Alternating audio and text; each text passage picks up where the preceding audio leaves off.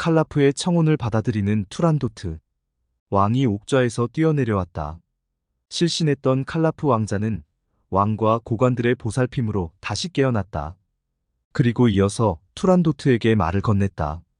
아름다운 공주님, 당신이 저의 질문에 옳은 대답을 했다고 생각하신다면 그것은 착각입니다. 왜냐하면 티무타시의 아들은 지금 조금도 영광과 기쁨을 느끼지 못하고 있습니다.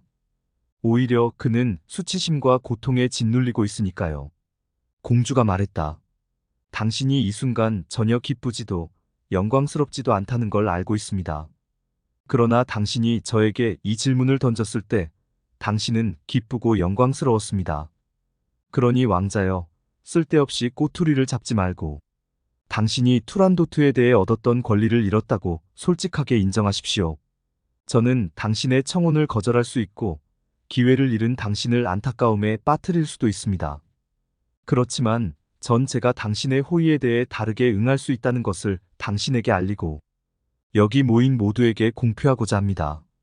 저의 아버지, 부왕께서 당신에게 품고 있는 사랑과 당신의 특별한 재능을 고려해서 저는 당신을 남편으로 받아들이기로 결심했습니다.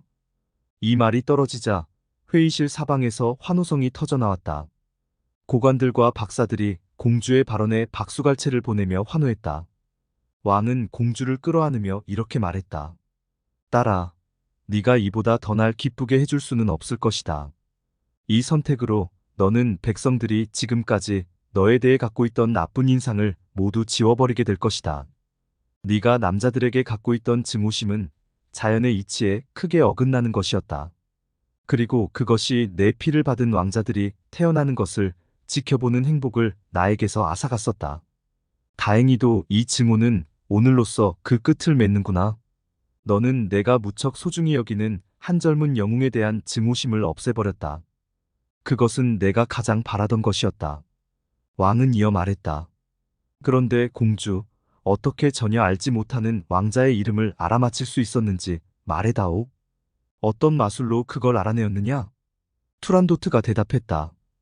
아바마마, 제가 그것을 알게 된 것은 마술 따위에 의해서가 아니라 매우 자연스러운 사건을 통해서입니다.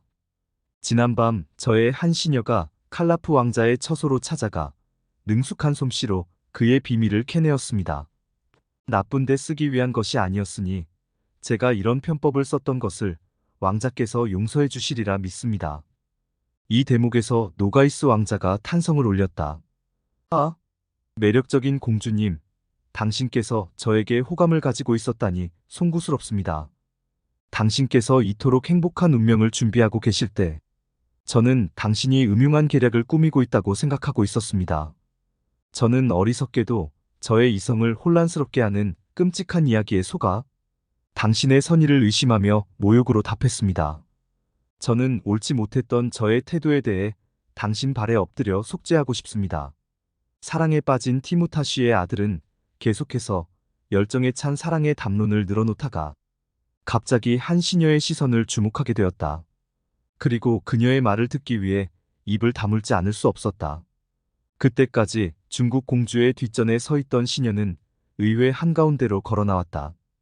그녀가 얼굴을 가리고 있던 너울을 걷어올리자 칼라프는 그녀가 바로 지난밤 자신의 처소로 찾아왔던 사람과 동일인임을 깨달았다. 그녀의 얼굴은 죽은 사람처럼 창백했고 두 눈은 불안해서 뭔가 불길한 것을 생각하고 있는 것처럼 보였다. 모든 관중들이 그녀를 바라보았고 다른 이들과 마찬가지로 알툰 칸도 그녀가 무슨 말을 할 것인지 기다렸다. 그녀는 투란도트 쪽으로 몸을 돌리며 이렇게 말했다. 공주님, 이제 당신께 실토할 때가 된 것 같습니다. 제가 칼라프 왕자를 찾아갔던 것은 그의 이름을 알아내기 위해서가 아닙니다. 공주님을 돕기 위해 이 일을 자처했던 것이 아닙니다. 제가 이런 모험을 감행했던 것은 순전히 제 이익을 위한 것이었습니다. 사실 저는 당신을 사랑하는 사람을 빼앗아 노예 생활에서 벗어나고 싶었습니다. 저는 그분과 함께 도망치기 위해 만반의 준비를 해두었습니다. 그러나 왕자는 저의 제안을 거절했습니다. 아니, 이 무정한 사람은 저의 애정을 무시했다고 말하는 편이 맞겠지요. 저는 공주님에게서 그를 떼어내기 위해 갖은 애를 다 썼습니다. 저는 가장 적대적인 시각으로 당신의 자존심에 대해 말했고, 심지어 당신이 오늘 사람을 시켜 왕자를 암살할 것이라고까지 말했습니다. 그러나 이런 시도는 모두 부질없는 짓이었습니다. 왕자의 확고부동한 태도는 미동도 하지 않았습니다. 제가 그의 처소를 나올 때 얼마나 화가 나 있었는지 그분은 잘 알고 계십니다. 저는 질투심과 절망감에 빠져 당신의 처소로 돌아왔습니다. 그러니까 당신에게 왕자의 이름을 가르쳐 주었던 것은 곤경에 빠진 공주님을 구하기 위한 것이 아니었습니다. 그 이름은 왕자가 흥분을 자제하지 못했을 때 왕자의 입에서 새어나왔습니다. 저는 언제나 남자들을 적대시하는 공주님께서 칼라프 왕자를 싫어할 것이라고 생각했습니다. 저는 제가 한 일이 두 사람을 이어주는 운명의 끈을 끊을 것이라고 믿었습니다. 하지만 나의 꾀는 무용한 것이 되었습니다. 공주님은 자신을 사랑하는 왕자와 혼인하기로 결심했습니다. 이제 저는 이 길을 택하는 수밖에 없습니다. 그녀는 말을 마치자 자신의 드레스 안쪽에서 비수를 꺼내 가슴 깊이 꽂았다.